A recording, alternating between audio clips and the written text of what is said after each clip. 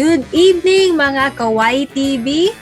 This is Ate Thea nyo. Iwas tayo sa fake news at makinig tayo sa fake news. So, sino dito ang nakamiss sa akin? Paki-comment down below sa ating live chat sa ating YouTube channel. So, since it is now the month of December, sino dito excited na mag-celebrate ng Pasko? So, comment down below sa ating live chat sa ating YouTube, and ano lang tayo, no? Chill lang tayo for tonight. So, for tonight, we will be talking about nine fascinating facts that we probably didn't know about Christmas in the Philippines. So, tayo mga Pilipino, we are known to celebrate Christmas as early as September. September pa lang, naghahanda na tayo ng mga Christmas decorations, pinag-iisipan na natin ano yung mga bibili nating regalo. And aside from preparing for Christmas, we are also known to prepare for New Year's Eve rin. So, I'm sure marami ditong ka-YTV at sa ating mga viewers tonight na sobrang probably excited. Ako personally, hindi ko na malayan na magpapasko na at December na ng 2021. So, though, ako naman, masaya ako because kasama ko naman din yung pamilya ko dito na mag-celebrate ng Christmas. So, we will now talk about our 9 facts that talks about the Christmas dito sa Pilipinas.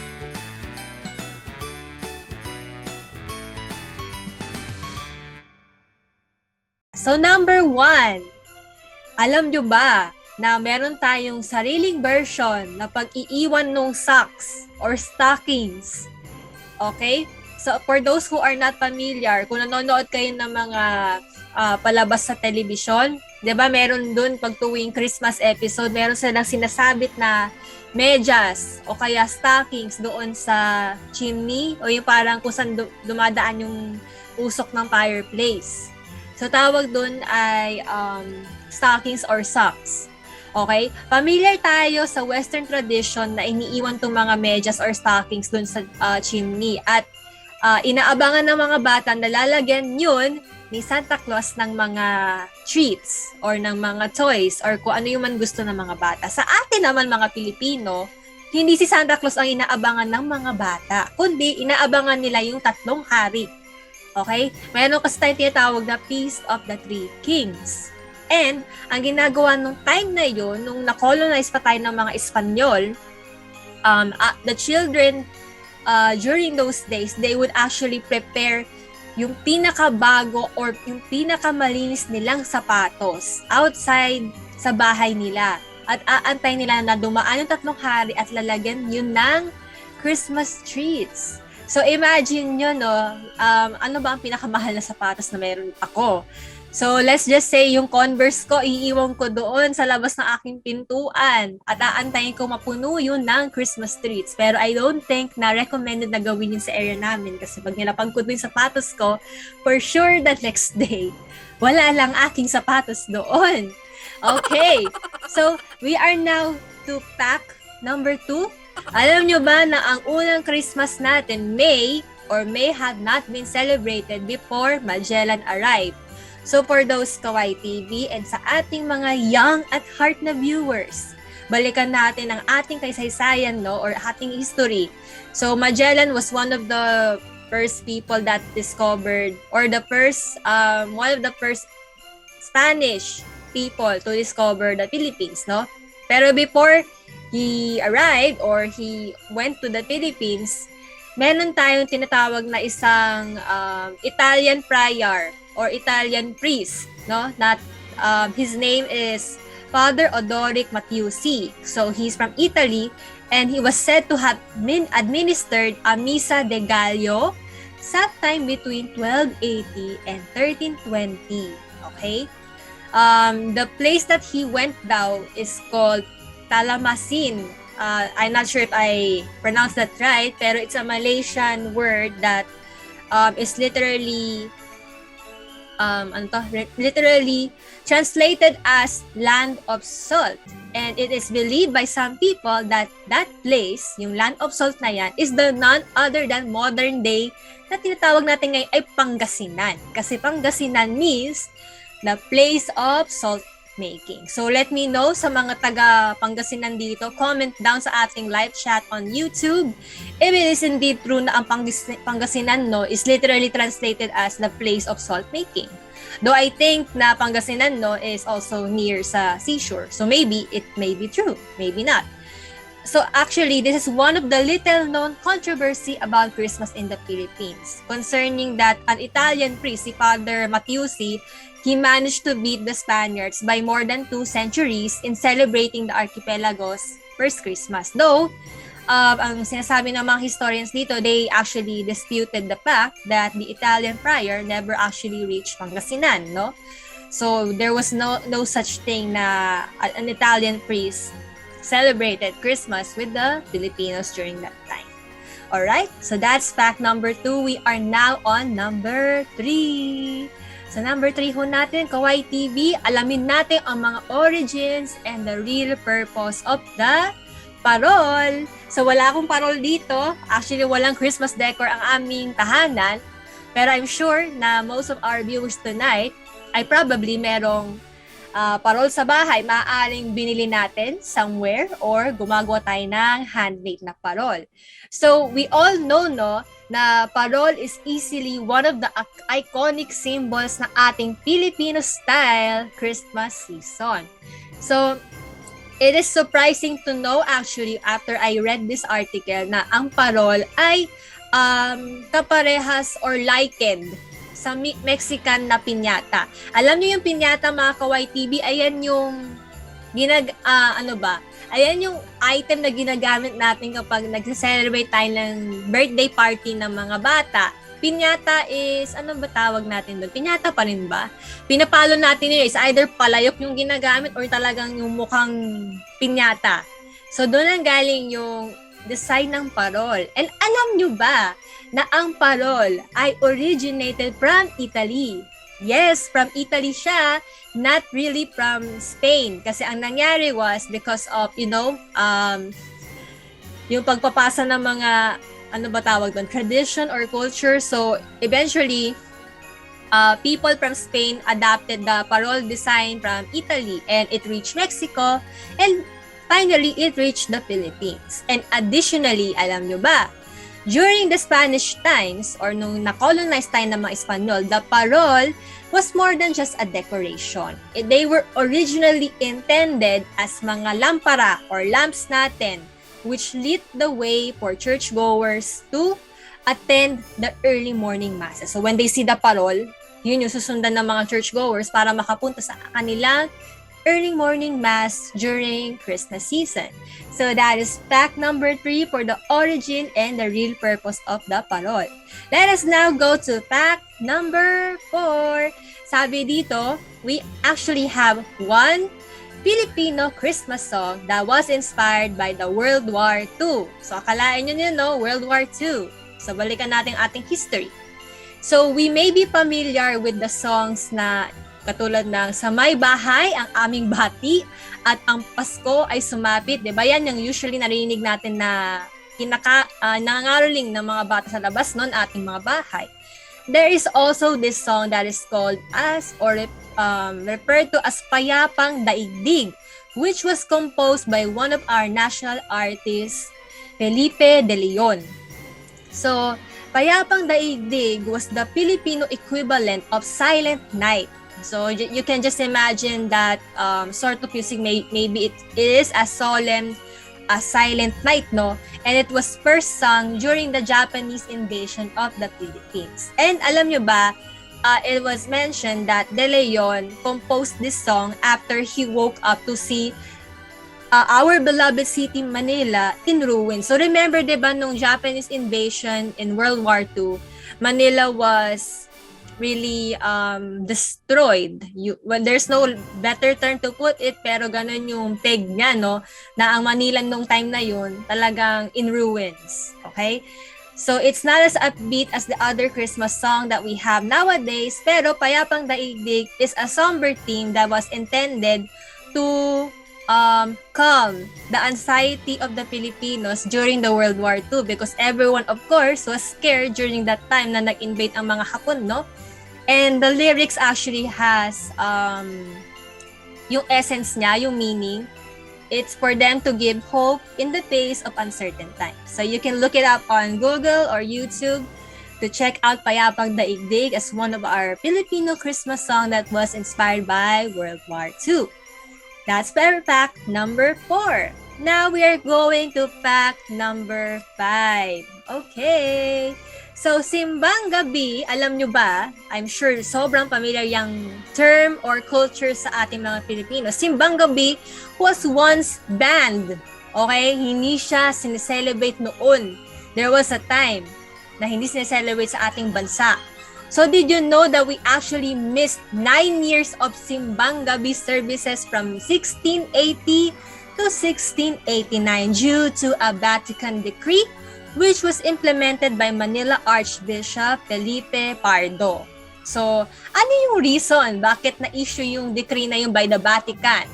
So, there was a time that churchgoers and choirs sang Christmas songs sa ating native tongue. So, in other words, tayo mga Pilipino, yung churchgoers natin noon at mga choir sa simbahan, we used to sing those songs in our own language, which is Filipino or Tagalog, or yung mga ibang dialect natin if you are in a province sa Pilipinas. So during that time, singing in vernacular was only allowed during the entrance and recessional song. So the church or the Vatican saw this as something controversial. That's why they banned Simbang Gabi for 9 years. And until such time, they resumed Simbang Gabi after the Manila Archbishop, which was Father Pardo, when he passed away, dun lang na-resume ulit ang Simbang Gabi.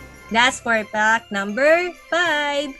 Sa ating number 6 naman, alam nyo ba na ang pangangaroling, it was used to be sung in the Spanish language at hindi sa Filipino. I guess maybe this is very obvious, no, for some viewers natin tonight, since of course some of us may have still remembered or recall ano yung ating history sa Pilipinas.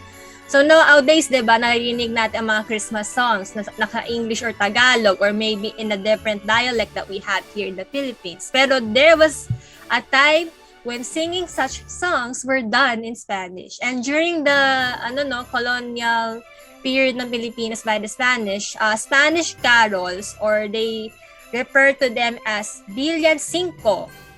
They were initially the ones singing in mass, yung mga Christmas songs na yan. But soon, dahil napaka-talented ng mga lahi natin, no, na-pick up natin yung pagkanta nitong mga Spanish carols. And it made its way through the streets and it reached to a certain point of popularity. Okay? So yan yung ating fact number 6, we used to sing caroling songs in Spanish before we sang it in our own language. For number 7 na tayo, there is one barangay in the Philippines that celebrates Christmas in their local cemetery.